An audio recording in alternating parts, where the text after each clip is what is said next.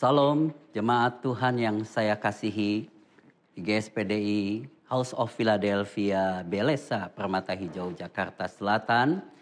Kita bertemu kembali di dalam ibadah pada hari Minggu tanggal 29 Maret 2020 ini, di mana karena adanya wabah COVID-19 kita tidak bisa bertemu secara fisik dalam ibadah sebagaimana biasanya di gedung gereja kita, dan kita bertemu di dalam ibadah rumah-rumah saudara. Saya ingin menyapa saudara sebagaimana surat 1 Korintus 16 ayat 19 yang berkata, "Salam kepadamu dari jemaat-jemaat di Asia Kecil, Aquila, Priscilla, dan jemaat di rumah mereka. Menyampaikan berlimpah-limpah salam kepadamu." Dan kami percaya bahwa saudara sekarang sedang berada di dalam yang namanya gereja di rumah saudara masing-masing. Saudaraku, di tengah-tengah kekhawatiran, ketakutan yang sedang terjadi di dunia ini, kita percaya bahwa kasih karunia Tuhan tidak pernah berubah. Di dalam 2 Timotius 3 ayat yang pertama dikatakan begini, "Ketahuilah bahwa pada hari-hari terakhir akan datang masa yang sukar." Hari-hari terakhir adalah hari-hari ini, akan datang masa yang sukar. Firman Tuhan sendiri sudah kasih tahu bahwa akan datang masa yang sukar. Bukankah saat ini kita bisa aminkan bahwa kita sedang menghadapi masa yang sukar, di mana ada wabah dan belum ada obatnya, di mana setiap hari kita mendengar yang terinfeksi bertambah. Saudaraku, pada ibadah hari ini saya ingin menasehati saudara lewat nasihat firman Tuhan, bagaimana sikap kita sebagai orang yang percaya kepada Tuhan Yesus Kristus menghadapi masa yang sukar yang sedang kita hadapi di zaman kita ini. Nah, saudaraku, beberapa poin ini biarlah kita tangkap dan menjadi hal yang kita lakukan di dalam masa yang sukar yang kita hadapi. Saudaraku, yang pertama, jangan pernah menyalahkan Tuhan. Yakobus 1 ayat 13 katakan, "Apabila seseorang dicobai, janganlah ia berkata, 'Pencobaan ini datang dari Allah.' Sebab Allah tidak dapat dicobai oleh yang jahat, dan ia sendiri tidak mencobai siapapun." Yakobus 1 ayat 13. Hal yang pertama, jangan pernah kita menyalahkan Tuhan. Kenapa Tuhan? Kenapa Tuhan? Kenapa Tuhan? Hal yang kedua, jangan saling menyalahkan satu sama lain. Yakobus 5 ayat 9 katakan, "Saudara-saudara, janganlah kamu bersungut-sungut dan saling mempersalahkan, supaya kamu jangan dihukum. Sesungguhnya hakim telah berdiri di ambang pintu." Yang kedua, jangan kita saling menyalahkan satu sama lain. Jangan menyalahkan si A, si B, si C sebagai penyebab. Jangan salahkan pemerintah. Jangan salahkan gereja. Jangan salahkan siapa saja. Teman kita, keluarga kita. Bahkan kita juga jangan menyalahkan diri kita. Hal yang ketiga, taat kepada kebijaksanaan pemerintah. Roma 13 ayat 1-7, saya akan bacakan. Firman Tuhan berkata begini, "Tiap-tiap orang harus takluk kepada pemerintah yang di atasnya. Sebab tidak ada pemerintah yang tidak berasal dari Allah. Dan pemerintah-pemerintah yang ada ditetapkan oleh Allah. Sebab itu barang siapa melawan pemerintah, ia melawan ketetapan Allah dan siapa yang melakukannya akan mendatangkan kehukuman atas dirinya. Ayat 3. Sebab jika seseorang berbuat baik, ia tidak usah takut kepada pemerintah, hanya jika ia berbuat jahat. Maukah kamu hidup tanpa takut terhadap pemerintah? Perbuatlah apa yang baik dan kamu akan beroleh pujian daripadanya. Ayat 4, karena pemerintah adalah hamba Allah untuk kebaikanmu. Tetapi jika engkau berbuat jahat, takutlah akan dia, karena tidak percuma pemerintah menyandang pedang. Pemerintah adalah hamba Allah untuk membalaskan murka Allah atas mereka yang berbuat jahat. Ayat 5, sebab itu perlu kita menaklukkan diri bukan saja oleh karena kemurkaan Allah, tetapi juga oleh karena suara hati kita. Ayat 6, 7, itulah juga sebabnya maka kamu membayar pajak. Karena mereka yang mengurus hal itu adalah pelayan-pelayan Allah. Bayarlah kepada semua orang apa yang harus kamu bayar. Pajak kepada orang yang berhak menerima pajak, cukai kepada orang yang berhak menerima cukai, rasa takut kepada orang yang berhak menerima rasa takut, dan hormat kepada orang yang berhak menerima hormat. Saudaraku, hal yang ketiga, kita taat kepada kebijaksanaan pemerintah. Saat ini pemerintah telah mengeluarkan banyak kebijaksanaan menghadapi bencana COVID-19 ini. Kita lakukan. Pemerintah menganjurkan, memerintahkan supaya kita stay at home, ya, berdiam di rumah untuk memutuskan rantai penyebaran daripada virus ini. Saudara harus lakukan, ya.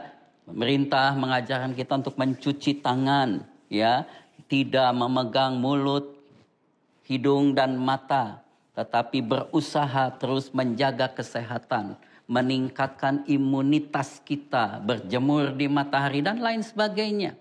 Kita lakukan itu semua. Segala kebijaksanaan yang pemerintah sudah keluarkan. Dan kita percaya kita bisa menghadapi zaman yang sukar ini.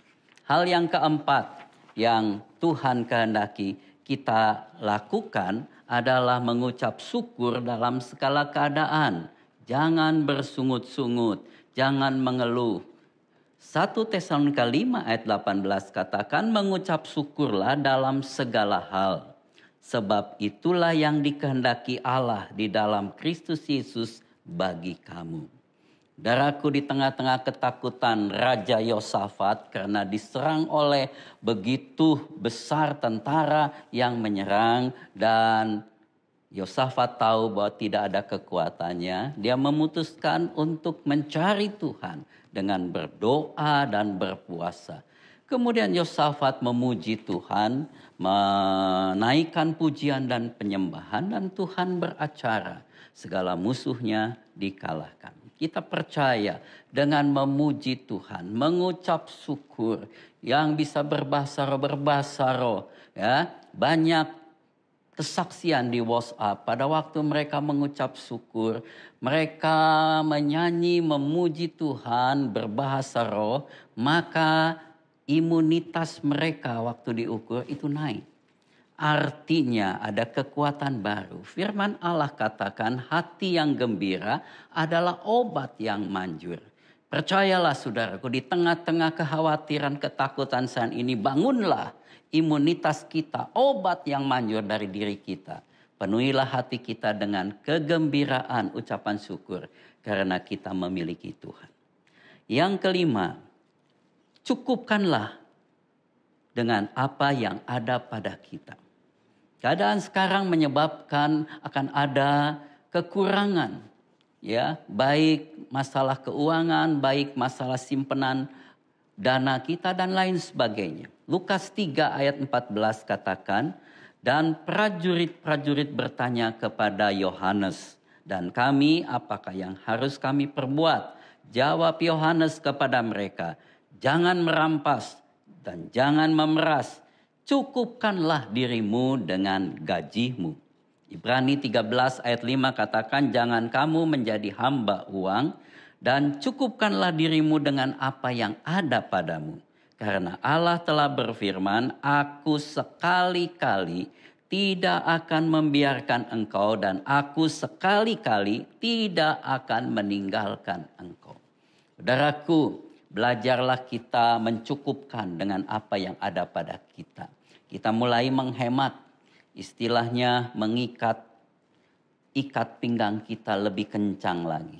Kita mulai merencanakan lebih baik lagi keuangan kita. Karena kita tidak tahu berapa lama lagi kita menghadapi saat-saat yang sulit seperti ini.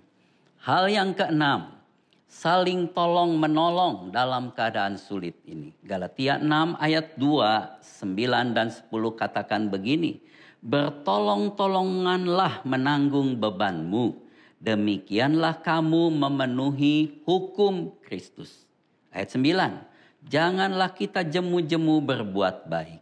Karena apabila sudah datang waktunya, kita akan menuai jika kita tidak menjadi lemah. Ayat 10. Karena itu, selama masih ada kesempatan bagi kita, marilah kita berbuat baik kepada semua orang. Tetapi terutama kepada kawan-kawan kita seiman. Saya percaya Tuhan memberikan kepada kita tahun ini kita sebut the year of the good work. Ya, tahun berbuat baik. Bahkan bulan ini kita masih katakan, "Hai jiwaku, pujilah Tuhan, rajinlah berbuat baik." Ternyata Tuhan kasih kesempatan untuk kita mempraktekannya. Berbuat baiklah, saling tolong menolong. Saudaraku, saya membentuk satu unit di gereja kita yang disebut tim diakonia COVID-19. Tim ini yang akan membantu melihat, memonitor seluruh jemaat Tuhan dan keluarganya menghadapi masa-masa yang sulit ini. Sehingga kalau ada di antara saudara-saudara yang mengalami kesulitan, baik apakah itu kesulitan makanan, kesulitan obat-obatan, kesulitan apa, dapat nanti menghubungi tim ini dan tim ini akan memperhatikan. Kita mencoba supaya setiap kita bisa saling tolong-menolong di masa yang sulit ini. Hal yang ketujuh, setialah beribadah. Saya masih yakin di dalam ibadah itu ada kuasa. Memang kita sekarang tidak lagi bisa ibadah di gereja bersama-sama, tetapi saudara sedang beribadah di rumah. Oleh sebab itu pada waktu saudara beribadah di rumah, saudara harus perhatikan bahwa saudara sedang masuk di dalam hadiratnya Tuhan. Suatu kesungguhan, satu sikap, satu cara yang sungguh-sungguh menghormati Tuhan, walaupun di rumah saudara, walaupun di tempat saudara, lakukanlah itu. Sebab saudara sedang beribadah. Keluaran 23 ayat 25 katakan, tetapi kamu harus beribadah kepada Tuhan Allahmu, maka ia akan memberkati roti makananmu dan air minumanmu. Dan aku akan menjauhkan penyakit dari tengah-tengahmu. Kepada Timotius, 1 Timotius 4 ayat 8, Paulus katakan, latihan badani terbatas gunanya.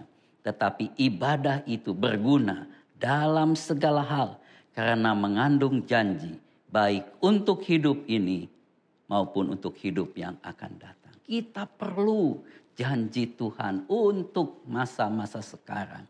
Oleh sebab itu, lakukanlah ibadah dengan sungguh-sungguh di rumah-rumah saudara. Yang kedelapan, andalkan dan haraplah hanya kepada Tuhan saja. Dialah pengharapan kita satu-satunya. Sebagaimana yang seringkali saya katakan dalam Yeremia 17 ayat 7 dan 8. Diberkatilah orang yang mengandalkan Tuhan, yang menaruh harapannya kepada Tuhan. Ia akan seperti pohon yang ditanam di tepi air yang merambatkan akar-akarnya ke tepi batang air. Dan yang tidak mengalami datangnya panas terik, yang daunnya tetap hijau, yang tidak khawatir dalam tahun kering, yang tidak berhenti menghasilkan buah. Pengharapan kepada Tuhan adalah satu-satunya yang menjadi jawaban kepada kita. Kita tidak bisa mengharap kepada kekayaan kita. Kita tidak bisa mengharap kepada kepintaran kita menghadapi bencana wabah saat ini. Kita tidak bisa berharap kepada kedudukan kita. Yang kita bisa berharap adalah kepada Dia yang berkuasa menghindari kita dari segala kesulitan. Yang kesembilan, tetap bekerja dengan sungguh-sungguh, bahkan lebih sungguh-sungguh lagi. Kolose 3 ayat 22 sampai ayat 24 katakan begini.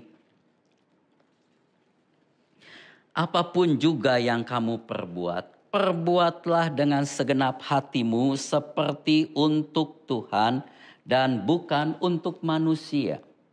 Kamu tahu bahwa dari Tuhanlah kamu akan menerima bagian yang ditentukan bagimu sebagai berkat, sebagai upah. Kristus adalah Tuhan dan kamu adalah hambanya. Saudaraku, bahkan ayat sebelumnya katakan, hai hamba-hamba, taatilah Tuhanmu yang di dunia ini dalam segala hal.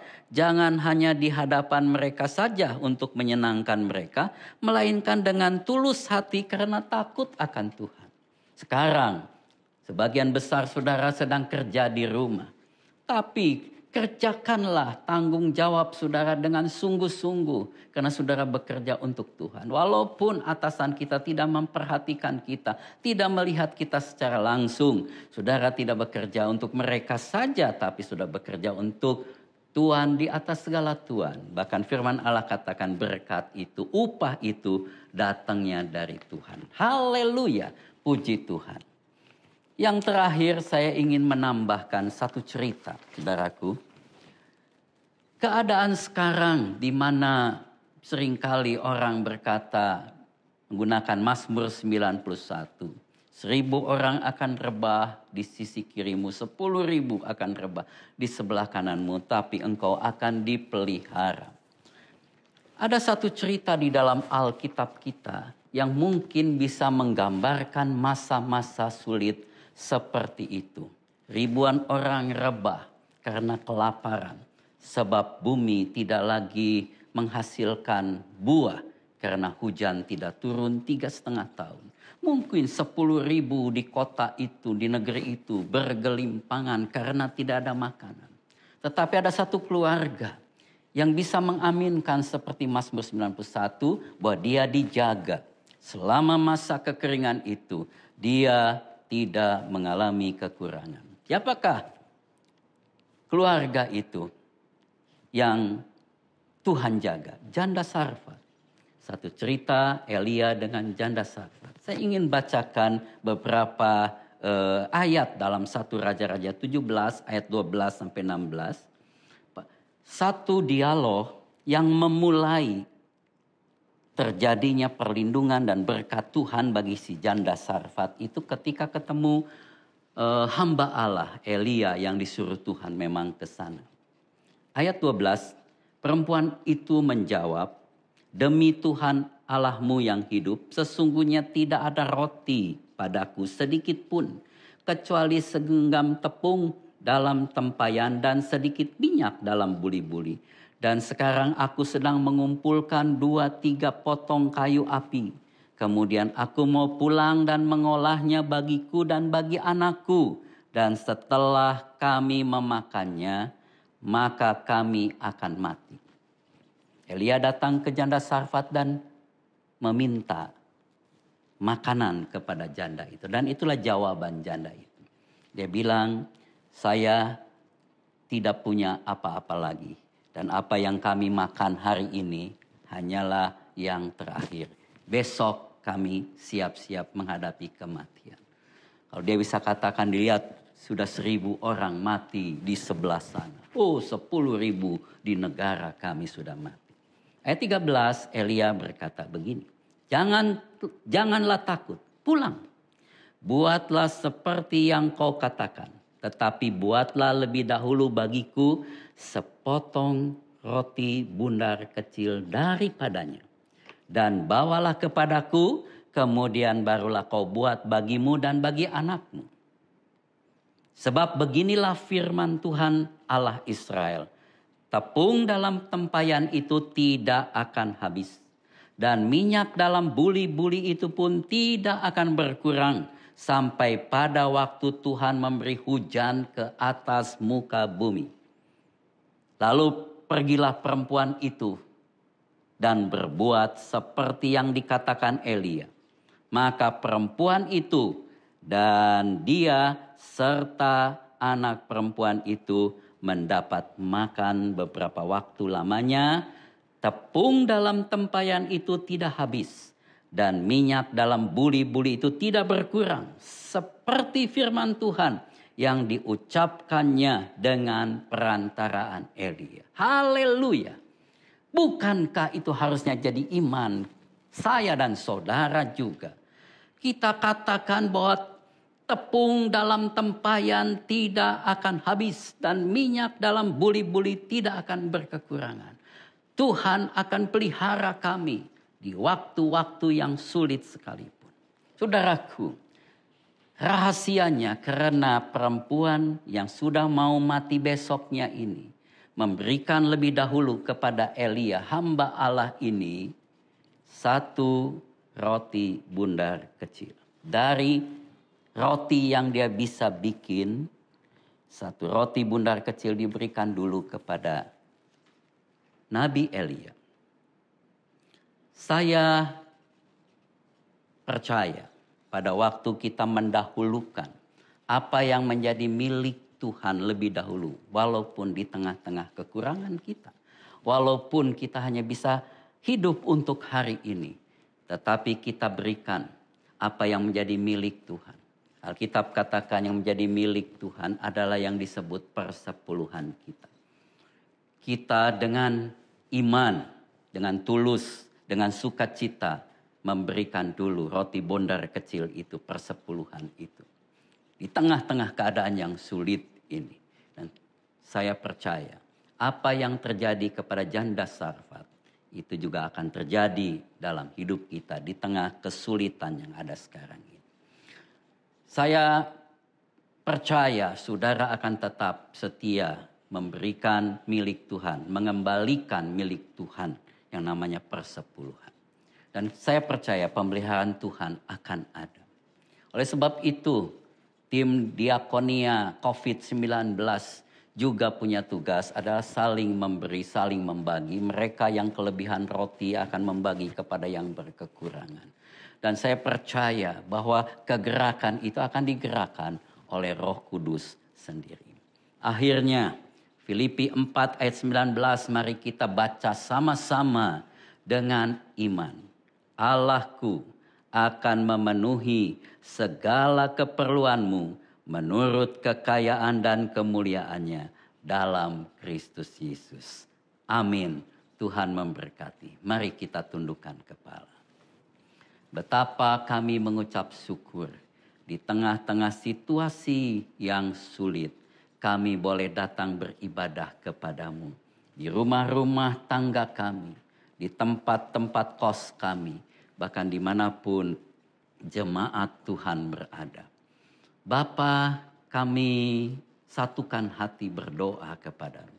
Kiranya kami boleh melakukan apa yang firman Tuhan katakan. Supaya kami boleh menghadapi masa yang sulit saat ini. Kami ingin membacakan 10 hal yang firman Tuhan katakan pagi ini. Bagaimana sikap kami menghadapi masa yang sukar. Dan Roh Kudus tolong supaya kami bisa melakukannya. Yang pertama, jangan sampai kami menyalahkan Engkau, Tuhan yang Maha Kasih.